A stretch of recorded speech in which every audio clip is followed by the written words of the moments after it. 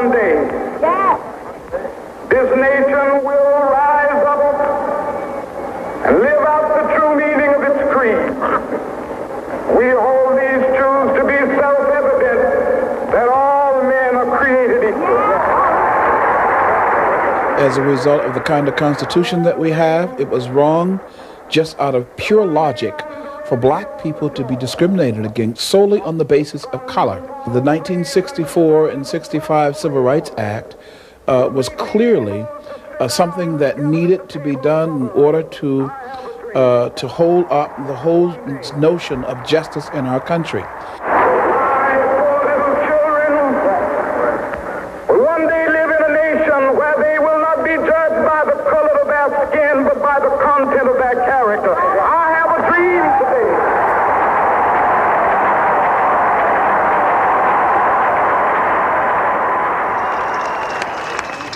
Again, to paraphrase Dr. King, I may not get there with you, but someday we shall enter the promised land where men and women will not be judged by their sexual desires, but by the content of their character.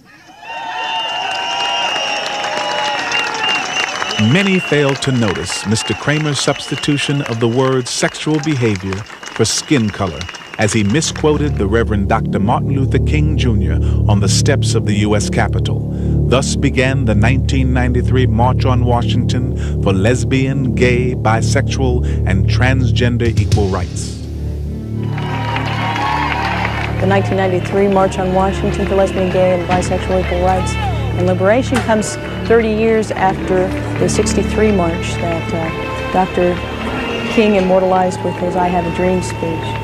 And for us, this is a continuation of that civil rights struggle. Now homosexuals are using not only the language, but they are beginning to insist that the statutes, the laws, all of the advantages gained by civil rights leaders such as Martin Luther King be now applied to homosexuals.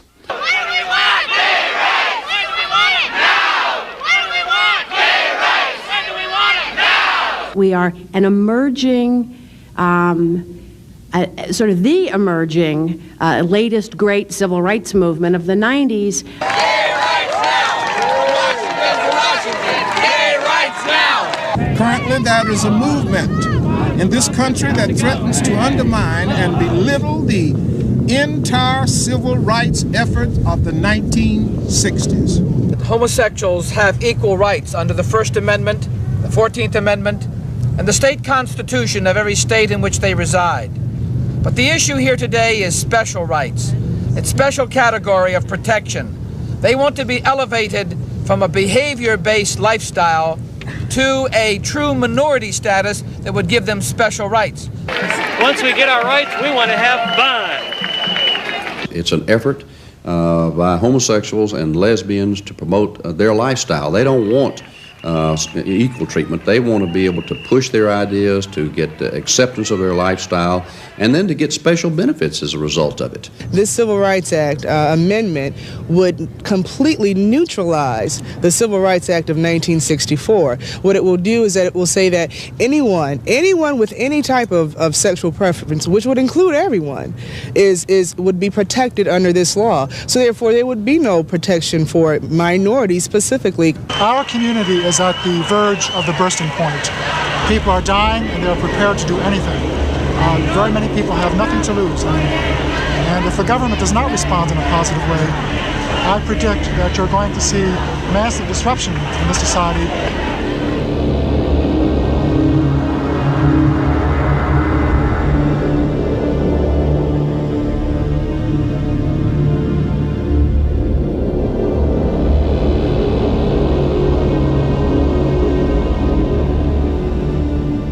According to the U.S. Supreme Court, any person seeking protected minority class status must satisfy 3 elements: immutable characteristics like race and gender, financial discrimination, and political weakness.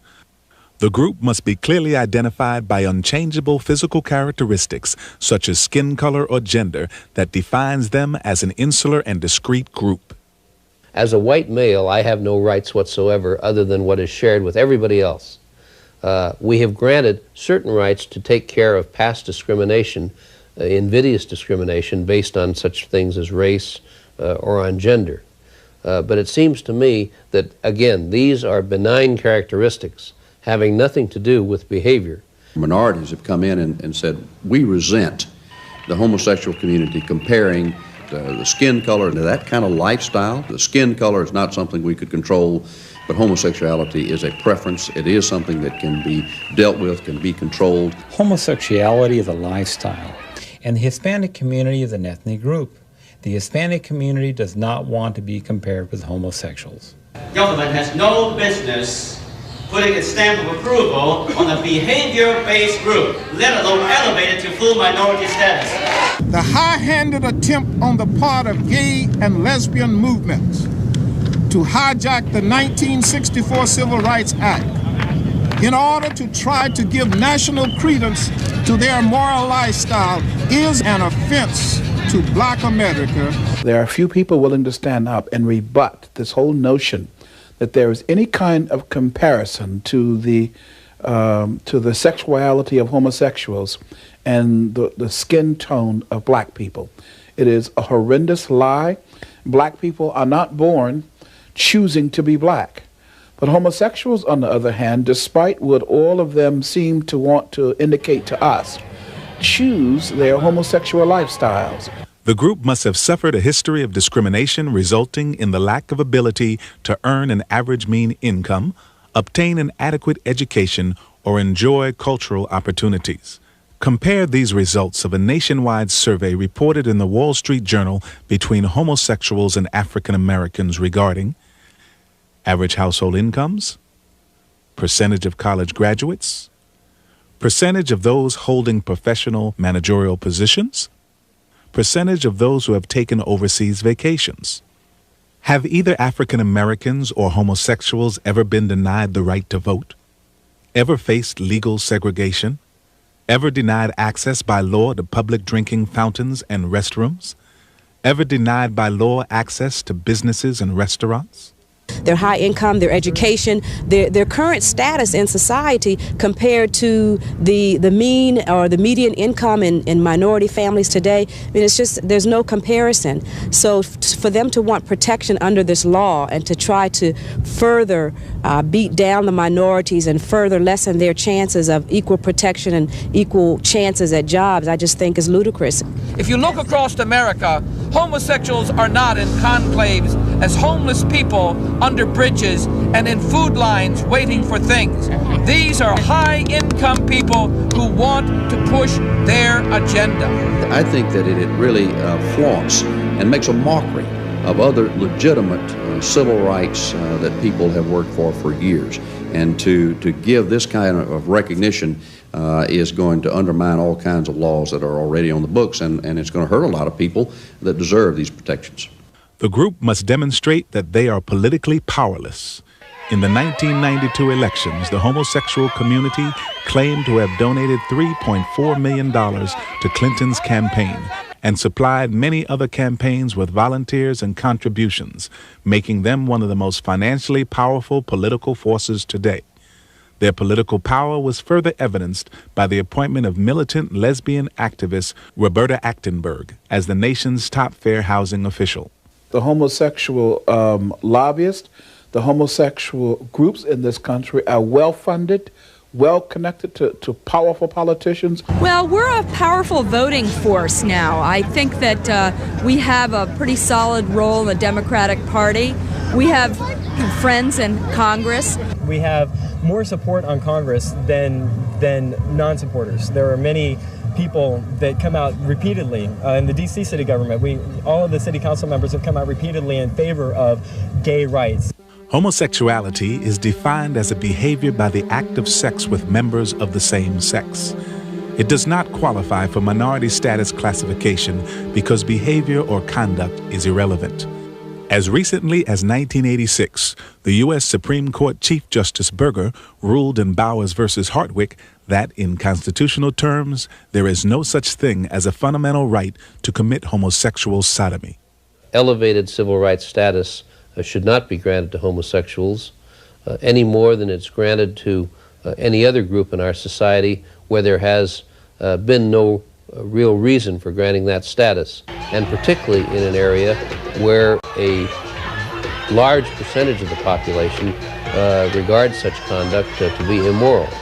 No one should have special rights or privileges or minority status because of their sexual behavior. We don't have it for people who are polygamous. We don't have it for people who have affairs on their wives or husbands. The idea that the Founding Fathers or that our Constitution somehow enshrines within it civil rights or special human rights for interest groups or for behavior groups, homosexuals, whatever kind of behavior group you want to come up with. That's totally false, totally contrary to the understanding of the Fathers. Our intent is to see that everyone is treated fair and equal, and they are being treated equal under the law as a citizen of America. Right. But their behavior should not dictate special preference for them. This is a matter of good law versus bad law. And it is bad law to codify into public policy a special right and a special protection based on nothing other than what you do in the privacy of your own bedroom. 4 basic myths have been advanced by militant homosexual leaders over the years.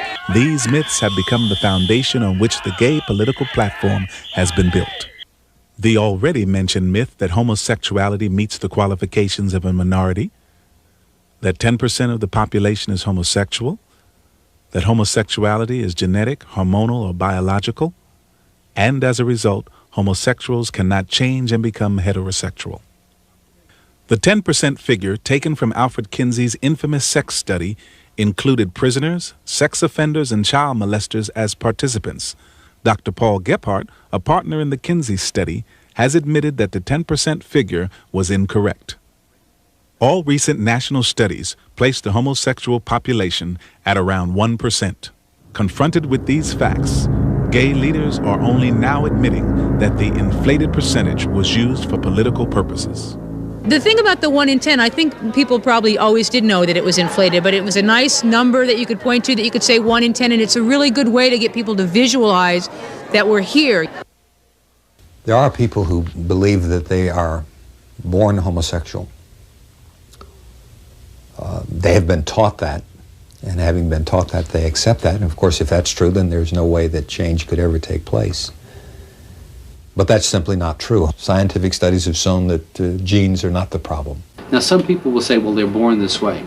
There is no evidence, there is no conclusive evidence that homosexuality is predetermined. You're not born with it. It is something that you adapt yourself to. It's something that you choose. Well, I think one makes a choice to be gay. I'm not sure that there is enough research to prove whether or not a person is born with genetic proclivities toward being gay. As a person with a psychological background, I know for me it was a choice that I made around 30, and there were times when I was real ambivalent about it. It's a real hard choice to make because it's an unpopular one. It seems to me that the whole gay and lesbian movement was about choice. It was about choice to begin with. People get the right to choose who they love.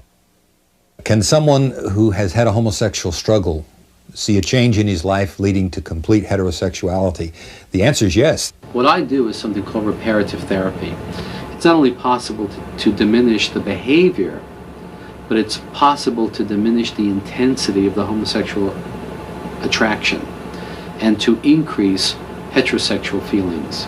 I know they can change. I was a practicing homosexual for 17 years, and I've been free of that for 13. I've been out of the gay life now for 8 years. God has healed me of my homosexual attractions. God has healed me of that need for a heavy emotional bond, overtly emotional bond with other men. God set me free 13 years ago when I accepted Jesus as Lord and Savior. So I know that the change is possible. I've worked in this kind of ministry, in the ministry to homosexuals, for 8 years, and time and again I've seen people transformed by the power of Jesus Christ. It isn't an easy thing. It is a deeply rooted problem. Most of us did have those feelings very, very early on, and they're rooted in early hurts and rejections. I had mixed up feelings. I became gender confused. I wanted to become a woman to satisfy the inward needs that I had. And through the blood of Jesus and through the understanding of what God wanted in my life, for his love for me, he showed me my true self, and I truly now am a heterosexual man. Homosexuality is a sin. No more sinful, no less sinful than other sins. It is forgivable. God saves people who are involved in homosexuality. Don't get sucked into the gay agenda. Don't get sucked into the unquestioned assumption that now you have no other choice but to join the gay community. Nonsense. 300,000 attended the extravagant March on Washington. Organizers resorted to full-page advertisements in gay publications to lure as many sympathizers as possible to the nation's capital. Hundreds of thousands of gays, lesbians, bisexuals, sadomasochists, and transgenders were attracted by the promise of a wild 3-day sexually indulgent celebration. The purpose of the 1993 March on Washington, which was funded in part by the Presidential Inauguration Committee, was to publicize the wide-ranging platform homosexuals were demanding that Congress enact. There were 7 broad demands, encompassing 55 sub-demands for gays, lesbians, bisexuals, and transgenders. Demand number 1 repeals all sodomy laws and legalizes any and all forms of sexual expression. Age of consent laws would be changed to allow sex with youth, and dress code laws would be repealed, allowing all forms of dress or non-dress. We want an end to the sodomy laws in this country because they have nothing to do with life or living. I feel that they need to change the sodomy laws. This is what we're striving for, to change sodomy laws, to be able to show our sexuality in public. It's wrong that we have laws in America that criminalize sexual behavior, things like the age of consent law and sodomy repeal, and we're going to see that those laws will fall. Lowering the age limit may educate people and help people become more comfortable with themselves and allow them to grow. Demand number 2 diverts massive funds from the defense budget to cover AIDS patients' medical expenses. It calls for taxpayers to fund cosmetic sex change operations for transgenders and supply needles to IV drug addicts. Demand number 3 legalizes marriages between members of the same sex. Legal adoption, custody, and foster care would also be allowed within these new homosexual family structures. We have marriages just as other people have marriages, and we want to have the same kind of benefits from the federal government. Demand number 4 requires full inclusion of lesbians, gays, bisexuals, and transgenders in education, childcare, and school counseling programs.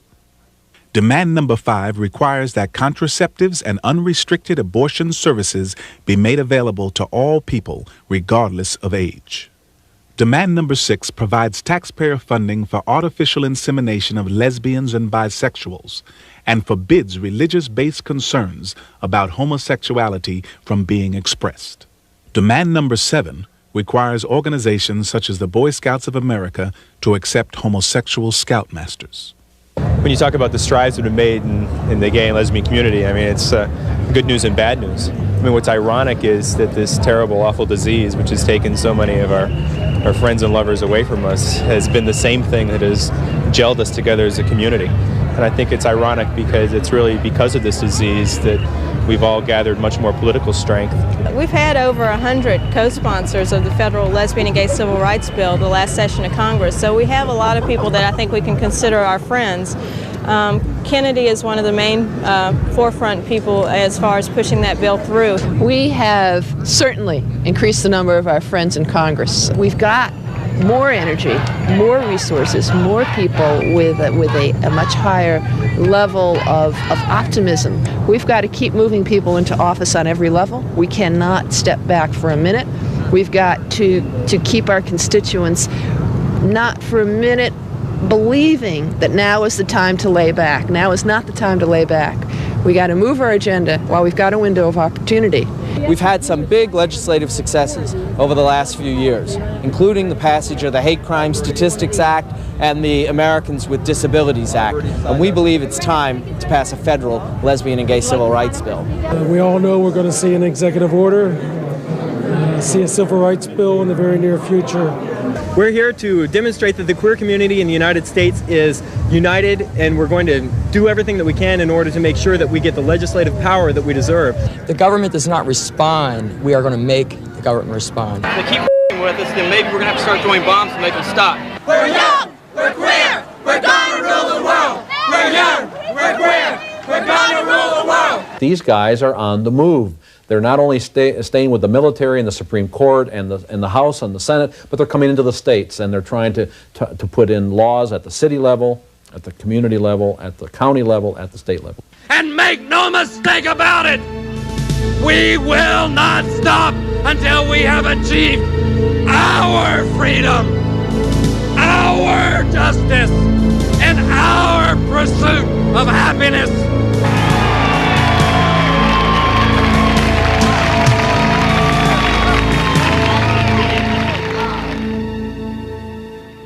For the first time in American history, a gay and lesbian inaugural ball was held in honor of the president's election.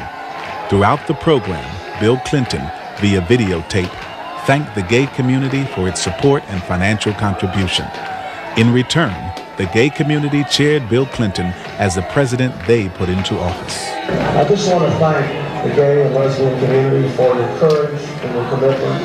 I have a vision, and you're a part of it. The election of Bill Clinton was the single most significant event in the struggle for lesbian and gay civil rights. We believe in the new administration, and we want to support it. We cannot stay home and let this go on without us. It's our government now. It's our government now. What you see behind you is a plan for Mr. Clinton, because all of what you see here, Bill Clinton, through his executive offices, appointments, and administrative departments, can do himself without Congress. Although, of course, Congress has got to come up behind and also push. We have a whole other agenda for the 103rd Legislative Congress. Clinton is a friend of ours, and he's going to take care of all gay and lesbians' rights, and he's going to shake up the country. We're watching you, Bill. We're keeping our eyes on you. We're keeping our big queer eyes on you. And Al, too. And Al, too. We like Al. He's cuter. Many of those involved in churches, schools, and businesses are concerned about the ramifications should homosexuals be granted minority status. Well, if Congress should have the misfortune to include homosexuals within the 1964 Civil Rights Act as a specially protected class, I think it would have a very disastrous effect on our society. It would mean that people, against their own religious principles, would perhaps have to hire such people. You're going to see government using the force of law to say to you in your business, you're going to have to hire this person because he is a homosexual. If you have, in some small town in Mississippi, a person that comes in as homosexual and says, I want a job, and for whatever reason you don't hire that person, you run the risk of being sued and put out of business. It is a mistake for lots of reasons, including the additional burden on small business men and women. Special privileges for homosexuals would allow one more reason to file a lawsuit, one more way that a small business could find itself blackmailed politically or economically. The lengths to which they will go and the legal problems this would cause if we dared to put it into the Civil Rights Act are unimaginable at this point. Gay activists have wasted no time in pushing their agenda into schools across America. Under the guise of AIDS education and multiculturalism, homosexuals are promoting their lifestyle to children beginning in preschool and kindergarten. Books such as Heather Has Two Mommies and Daddy's Roommate are currently being used in many private and public schools and libraries without the knowledge of parents. In addition, the playbook for kids about sex is being made available to elementary school children and gives specific instructions on various methods of masturbation. Michael Swift writes in Gay Community News, "We shall sodomize your sons, emblems of your feeble masculinity. We shall seduce them in your schools, in your dormitories, in your gymnasiums, in your locker rooms, in your sports arenas, in your seminaries, in your youth groups." Project 10, named after the myth that 1 person in 10 is homosexual, was spawned in 1984 in Los Angeles, California. Its goal, according to its lesbian founder, school teacher Virginia Uribe, was to persuade school children, beginning in kindergarten, to accept homosexual behavior as normal and desirable. For her efforts, Uribe was given the Award for Creative Leadership in Human Rights by the National Education Association. The state courts must be used to force the school districts to disseminate accurate information about homosexuality. I mean, they need to hear this. Kids need to hear this. They need to hear the latest scientific information on the subject of homosexuality, and that's something that all kids need to hear, not just gay and lesbian kids. Starting from kindergarten, again, and working its way all the way through high school. This idea of talking about it one time in high school, well, we know that doesn't work. We need to start tackling this at the very early ages. We're an organization of gay and lesbian teachers working against homophobia in schools. One of the things that sex education does in the public schools is to tell the kids that there is no difference between homosexual lifestyle and heterosexual lifestyle. The aim of that is basically to break down any type of what they would call prejudice against the homosexual lifestyle.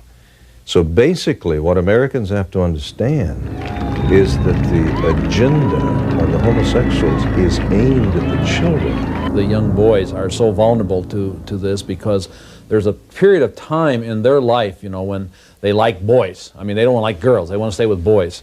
And if you bring in the homosexual agenda into that educational type of system, the homosexuals are going to just say, well, of course you don't like girls. Well, you're one of us. And it is a serious, serious matter. I mean, people don't realize that we're going to lose thousands and thousands and thousands of good heterosexuals to the homosexual revolution. As a school board member, I'm extremely concerned that the homosexual activists across the United States are trying to use public schools and tax dollars to promote their agenda. What they are asking school boards across America to do is bypass the parents. I think the problem that I have with special rights legislation based on sexual preference is it takes the authority and the instruction of parents and undermines it systematically. I think that it shouldn't be the role of government to teach a child something else in school that is radically different than what they're learning at home. I'm very much behind the parents who do not think this is an appropriate kind of teaching for their children. This is not the kind of lesson we want to teach children in schools, particularly, I say this as former Secretary of Education, when our children are last in the industrialized world in math and science. The last thing we should be doing is fooling around with this kind of thing. They should be learning the basic skills. But on that part of the school's function, where it's to teach values, it must teach the values that parents want to be taught, not somebody's idea of what children should learn in order to be enlightened. We project the voice of freedom forward beyond ourselves to the youth of today and to the generations of tomorrow. We're here, we're gay, we're in the PTA. We're here, we're gay, we're in the PTA. This is war. As far as I'm concerned, there's no room for conscientious objectors. We have got to be involved in this war. Americans have to understand that this has been carefully orchestrated, it has been carefully carried out, and we are now in the stages of a lot of their agenda being brought to pass. And if the American people don't educate themselves and speak up against this issue, our children are going to be the losers. Do you understand, America, that 12% of the little boys and girls growing up today are going to be lesbians and gays, and they are not going to be called faggot and dyke and queer and sissy? We are going to save our children! The impact on the churches is going to be devastating. If a Sunday school teacher, youth director, or choir member declared they were homosexual and the church asked them to resign, the church then would have a major lawsuit on its hands. The churches who refuse to perform homosexual marriages will lose their tax exemption because they have not complied with what the court has declared to be public policy. It redefines the family. No longer do we have a family consisting of mother and father, children, What you're going to have now is a family consisting of anybody who wants to shack up for a while for whatever reason. I think our definitions of marriages, of relationships, of families really need to be expanded. We need to acknowledge in a legal and social way the reality of the range of different relationships that people have in our society. Men having relationships with men, women with women, men with women, triads, group marriages. I mean, I imagine if somebody, if everybody was all okay about it, 3 people would be all right. Love's what makes a family. There were some threesomes married today. Do you think that's right? Well, who's to say what's right and what's not right? I think that's what this whole thing is about. It was their choice. I can't impose my values on someone else. If it's right for them, then I think that's great. This is a movement that is mobilized, that has shown, while the right wing accuses us of being anti-family, has shown that we know incredibly well how to build family. This is Eliza, she's 2.5. We adopted her in Minnesota. And this is Lydia, who's 1, and we adopted her in China this fall. Is this a family? This is a family. This is the 4 of us. In fact, in the inaugural parade, we had a redefinition. President Clinton included a float, Families of America, I think it was. And 2 of the people were 2 lesbians. And the whole intent was to redefine family. Obviously, homosexuality strikes at the very root of the family, is ripping apart the very definition of family, destructive to family as we know it. Yeah, you bet your life. It's a total rejection of the basic building block of society.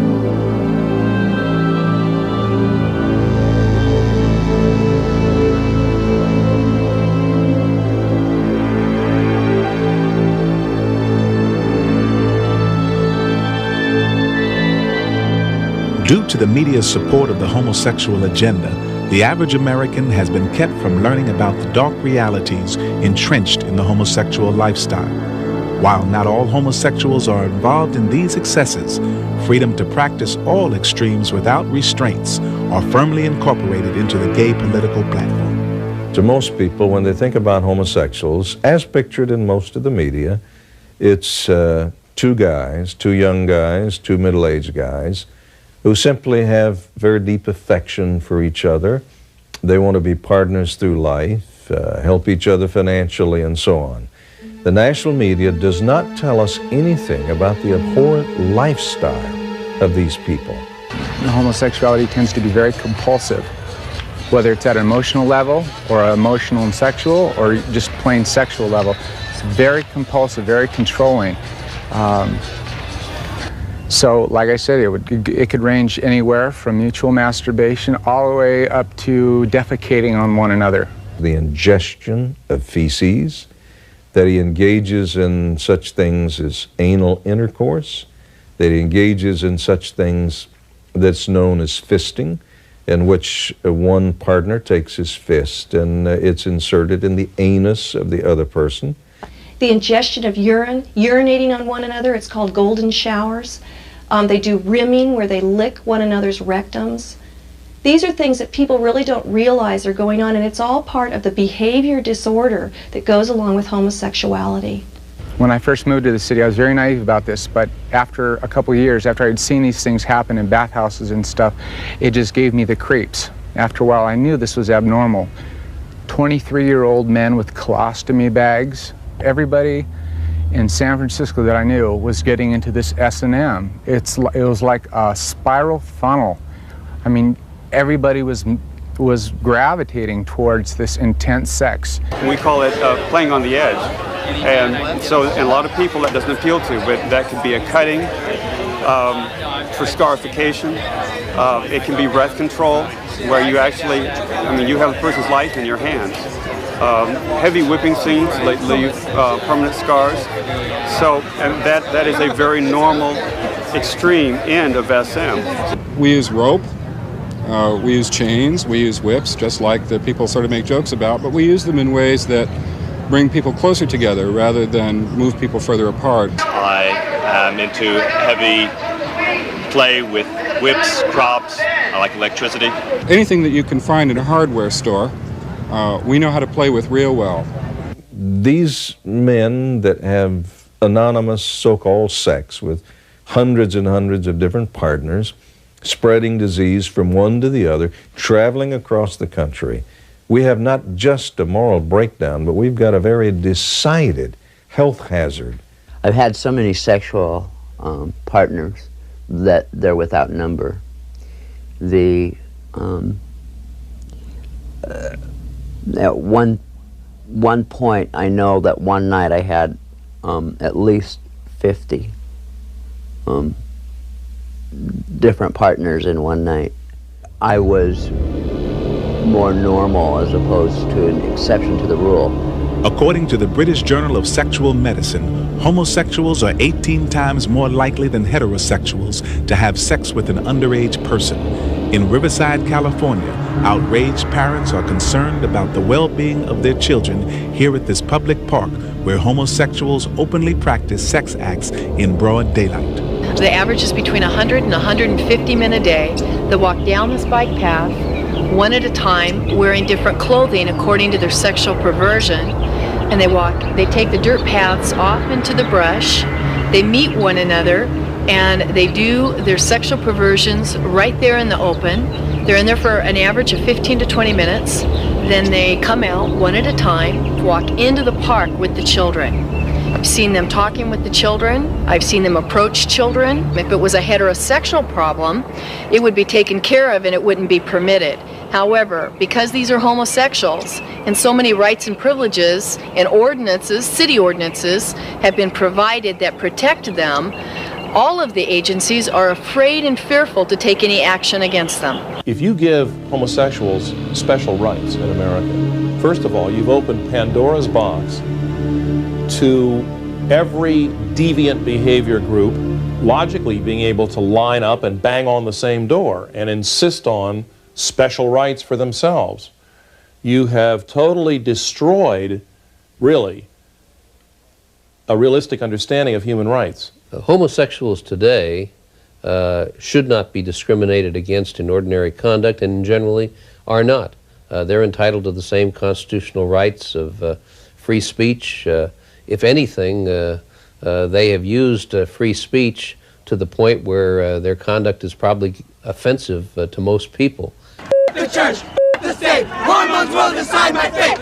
The church, the state, hormones will decide my fate. All of these groups, the sadomasochists, the pedophiles, the transsexuals, all were marching in the gay rights parade.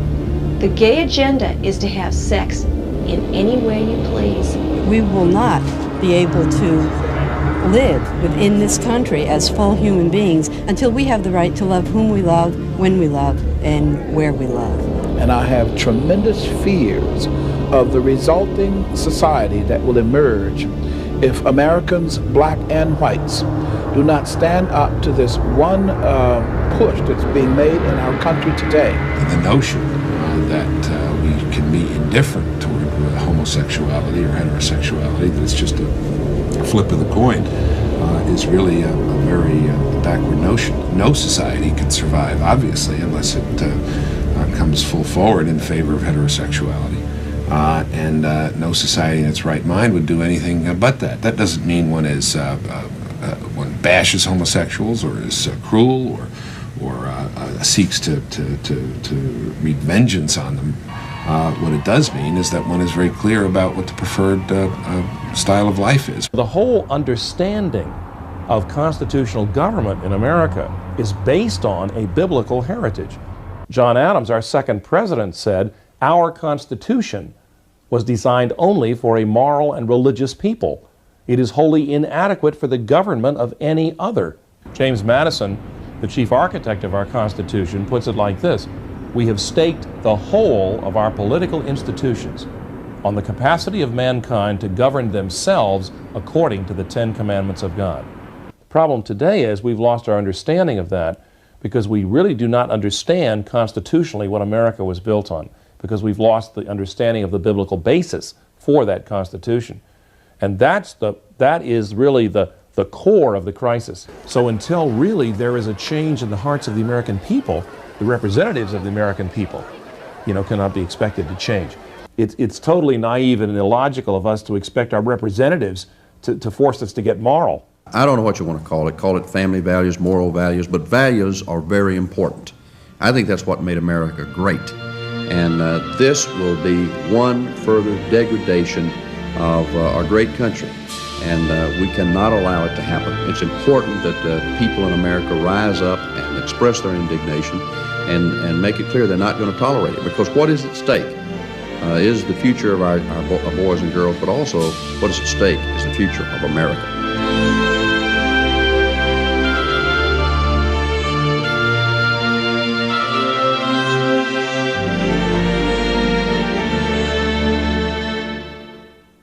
I didn't have a strong sense of a male role model in my life. My school years were basically hell on earth.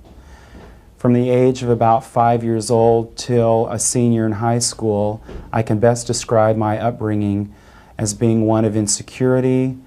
I was the butt of most people's jokes in school growing up. When I was a kid, I was very much a tomboy. I got made fun of a lot. I was teased by my peers a lot. I used to take ballet lessons and all sorts of things when I was a little girl, up to the age of about 4. And at that point I was sexually violated by a teenage boy. When I went through puberty, the longings for male love and the genuine need for male attention that I had inside, which I feel is common to boys and girls growing up, became sexualized. My mind correlated femininity with abuse or violation, and therefore I was to reject anything that put me at risk. And so I promoted more activities in my life that were more masculine. And I was very attracted to the masculine sort of lifestyle of being in the military and wearing a uniform and that sort of thing. So I joined the Army at 18. And sure enough, my whole company was full of lesbians. From the captain on down to privates, I mean, there was lots of lesbians. And that's when I had my first lesbian lover. My last year in high school, I invested in dating 3 boys at one time and tried to fit the norm, but it just didn't fit. I didn't have it in me. There was no real connection emotionally with the men. And then at that point, my first year in college, I decided that I was a lesbian, I was gay. I was doomed from the first time I walked into a gay bar.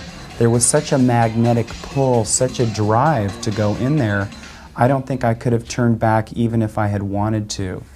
And because I wasn't raised with any Christian influence in my life, I didn't have a big standard of moral values, of what was right and what was wrong. And when I went into the gay bar, I really found people that I felt I could be comfortable with, people that I was just like. No longer was I the misfit. Went from one lover to the next, looking for the perfect lover. I really wanted to find somebody I could spend the rest of my life with and sort of emulate, you know, heterosexuality as far as marriage and getting a house together and settling down. That was really my heart's desire. And I just really wanted to be loved. I wanted to find someone that would stay with me and be with me for the rest of my life. And however, in the midst of all this, I did have some conviction that homosexuality perhaps wasn't God's will. I had actually read it in the Bible one time and it really horrified me. The thought that I might not go to heaven really horrified me. And because I was willing to do whatever I needed to find love and acceptance, I was willing to become a drag queen. And really for the last 4 years of my homosexuality, I was involved in the world of female impersonation. A very good friend of mine who was still in the Navy at that time, the Naval Investigative Service had gone through the barracks on one of their searches for drugs and they'd found her diary. And in her diary she talked about her lover. Well, they called her in and they questioned her and she admitted that she was indeed a lesbian, and so they decided they were going to discharge her as a lesbian. 2 or 3 weeks before that, we had gone to the first gay and lesbian march in Washington, D.C. And I had spent 3 days listening to people talking about gay rights, and I'd gotten really pumped up from that. So my idea was we're going to go on base, and I was going to throw this Molotov cocktail at the Naval Investigative Service building just to make a show of things, just to show them that we were angry, that someone was mad at them. Well, as it turned out, we went on base and things got really carried away And we ended up burning down the Naval Investigative Service building. I was discovering how lonely I was, always looking for Mr. Right to come along on a white horse to sweep me off my feet, that we could have the house with the picket fence and the golden retriever, and I just found that Prince Charming never was going to ride by. They tried me, and they found me guilty, and they sentenced me to 7 years in prison. And during the whole proceedings, the court proceedings and everything, in my heart I felt maybe this is a blessing in disguise, because I knew my life was fairly well out of control. I said, what I really, really need, God, whoever you are, is to be loved unconditionally. I have this big, huge hole in my life, and I need that filled. I had a Bible, and I was looking at it, and I opened it up one day, and it was like the words came alive to me. It was like a veil was torn from my eyes, and I totally understood that this was indeed the Word of God, and that it was true. And if it was true that being a lesbian was wrong, it was sinful, and I wasn't going to go to heaven, I was going to go to hell. So I got down beside my bed there in prison, I gave my heart and life to Jesus Christ. And up to this point in the gay community that I was involved in, it was completely unheard of that homosexuality was something that could be changed, because we all had been completely convinced it was something we were born with. It's not that any of us researched that on our own. We just bought the line that we were being told in the media, that you were born that way, and that was just fine with us, because if I had thought that I wasn't born that way, then maybe I would be responsible to do something about it. I thought I was born gay because it had always been like that for me. I'd always felt different. And so when somebody tells you, you know, that's a sin, you've got to stop it, it's hard for you to understand that without the Spirit of God enlightening you to it, because you just know that all your life you've been this way. I realized that Jesus was someone whom I could trust, whom I could give my life to. And basically what I was concerned about is that when I died, I would go to heaven. That night I gave my life to the Lord and just gave up all my dreams and desires about homosexuality. I was willing to do whatever it took to overcome that. I had never met anybody anywhere out of the hundreds of people I knew that had ever walked away from homosexuality.